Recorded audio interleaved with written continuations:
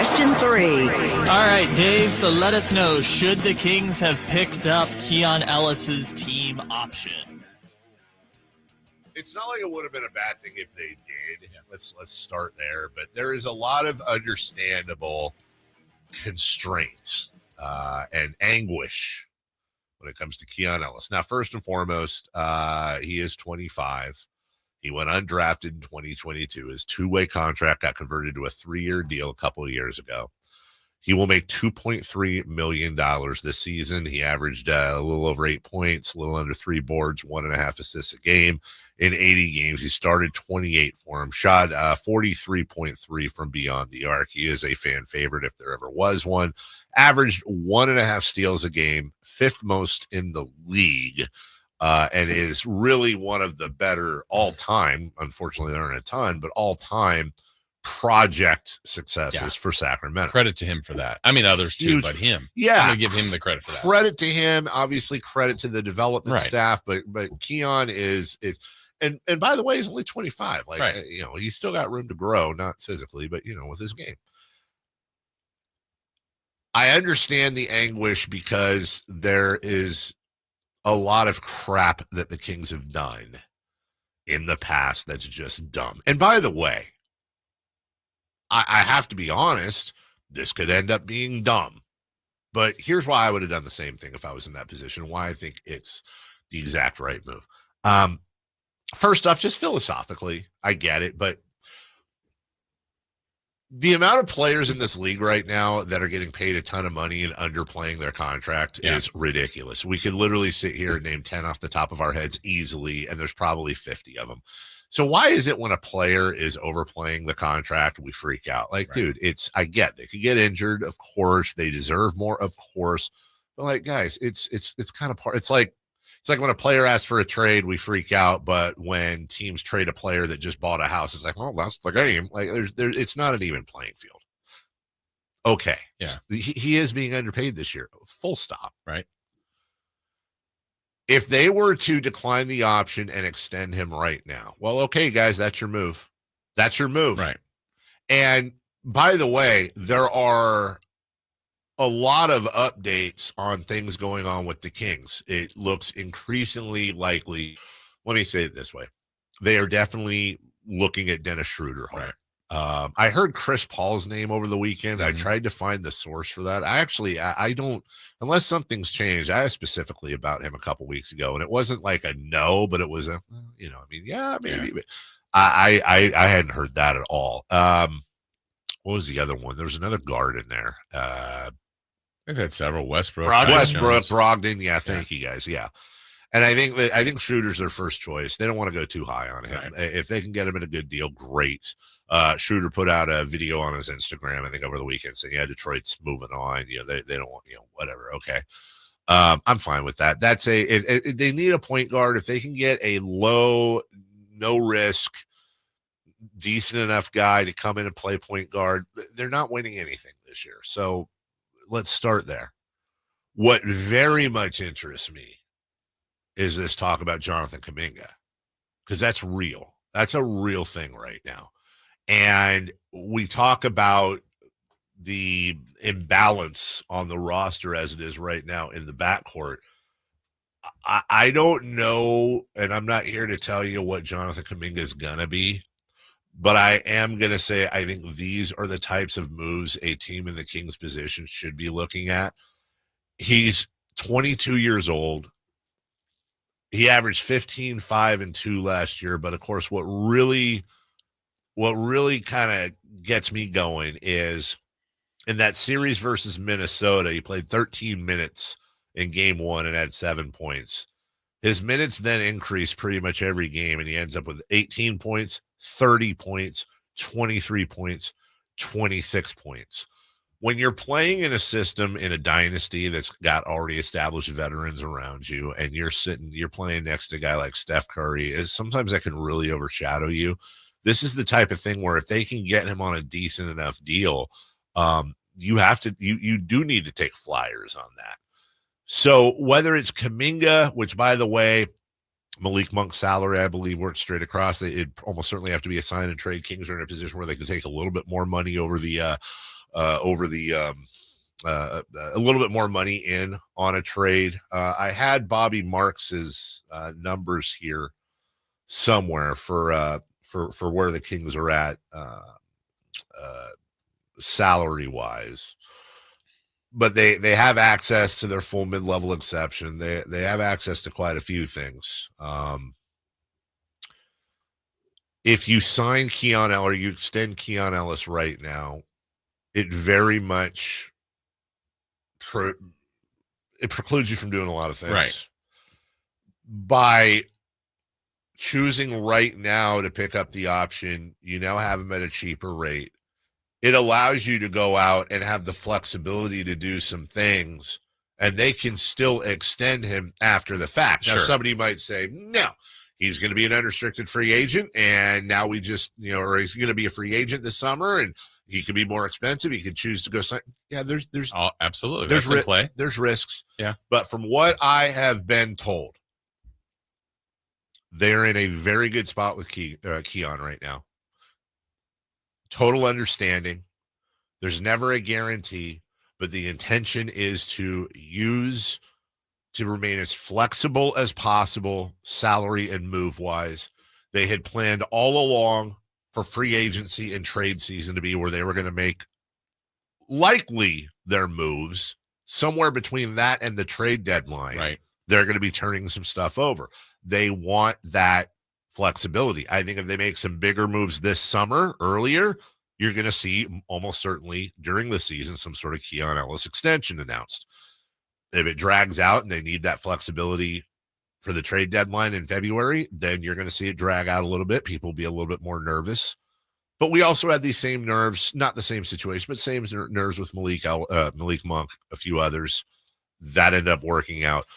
I don't want to get into Jason. We're overvaluing Keon Ellis, right. But we're not talking about Michael Jordan. No, he's an important player to this team. We Absolutely. want him to stay here, but let's calm down.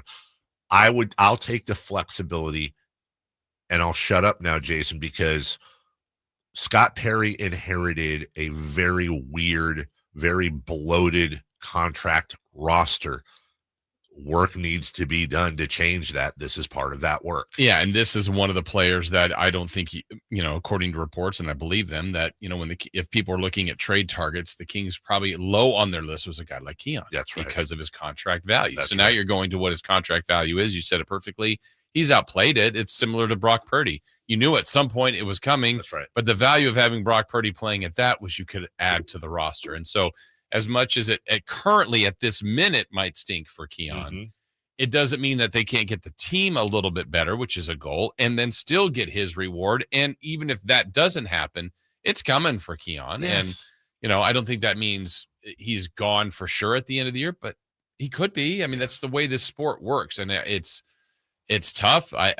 I think they still think very highly of him, and it could work out to even a larger payday. You just don't know how this is all going to shake out. It absolutely could. He could end up making more money. I think really the only two possible negatives for him are, and understandable, either A, as a crap season. Just saying. Which I wouldn't bet on. I wouldn't bet on that either. Or he hurts himself. Yeah, bad injury. That does happen. That does happen. Could have happened this year too, before any of this. It can. But and you also have Nate Clifford in there too, from a defensive standpoint, who's also versatile, who adds a little bit of insurance there. Devin Carter. They now have like on one half you have the DeMar DeRozans, the Zach LaVines, even the DeMontis Sabonis's, and I'm not challenging their play. These are really big contracts. And then you have your Devin Carters, your Keon Ellis's, your Nate Cliffords, and then Malik's kind of in the middle.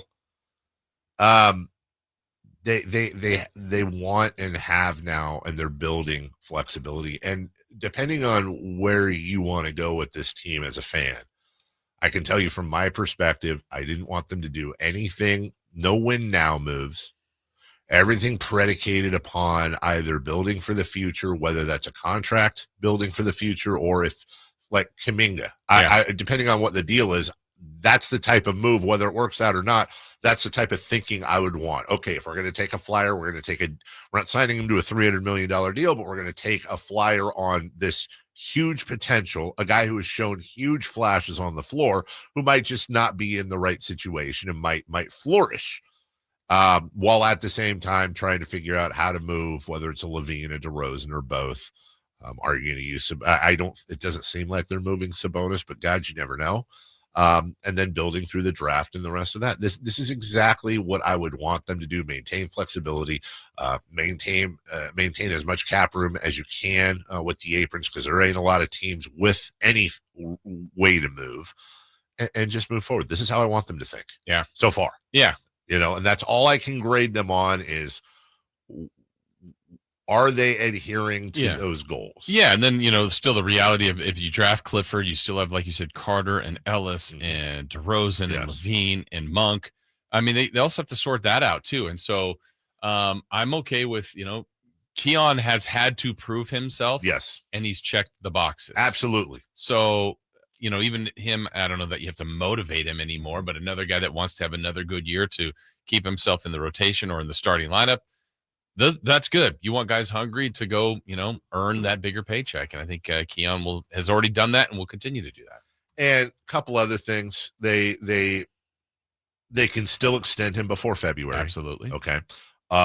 They just have limited space, and this lets them hold their full mid-level exception going into free agency, which is where they want to try to do something should it present themselves. So again, much more options open and available. And Mark Bartelstein is Keon Ellis's agent.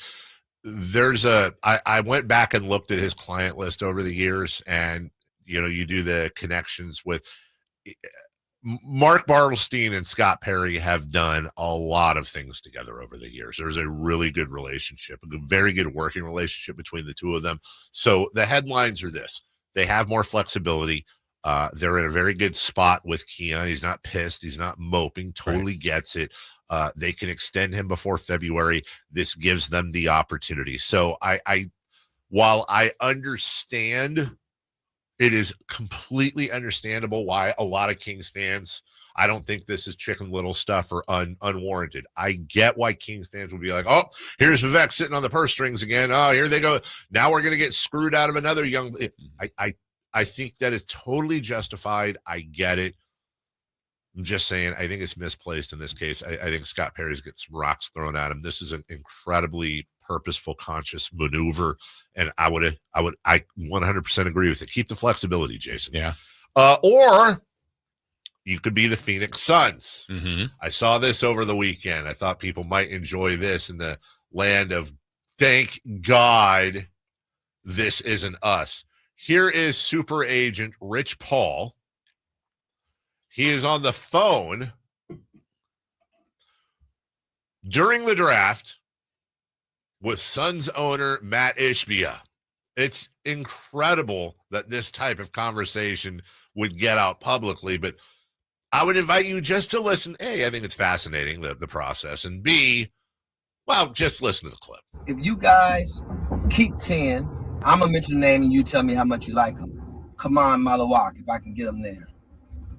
A lot. That'd be my first choice. Okay, done deal. That's all I need to You hear. can get there? I'm going to try my best because you're our first choice. If he gets past Brooklyn, then yeah. But let me make those calls so I can let you do what you need to do. All right, yeah, call me back when you hear. I will. Okay. All right. Thank you.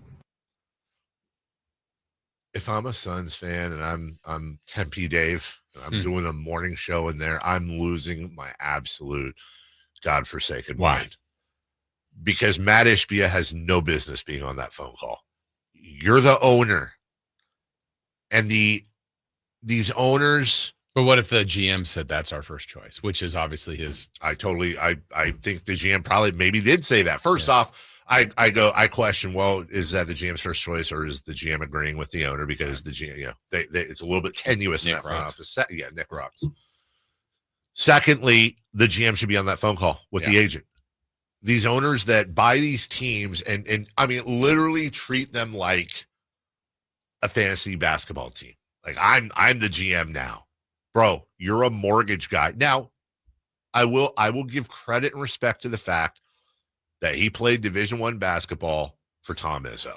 I'm not doing a bit here. I respect the fact that unlike other owners, this is a guy that was able to play Division I basketball for Tom Izzo, which if Matt Ishbia, instead of going into daddy's business and growing his mortgage company, let's say he decided to go be a scout.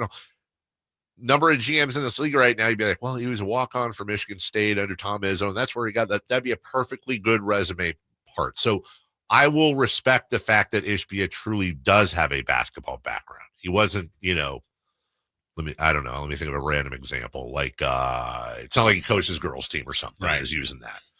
So, but the fact of the matter is, dude, you're not the GM or you sure as hell shouldn't be the GM. And the fact that you're in the middle of this, I feel kind of bad for Suns fans because they're in for it for a few years, dude. Well, and even just the other part when it's like, all right, we can get in. I don't know what time of the draft this was. If it had just started, if it was before the draft, it's like we can get you the guy at 10.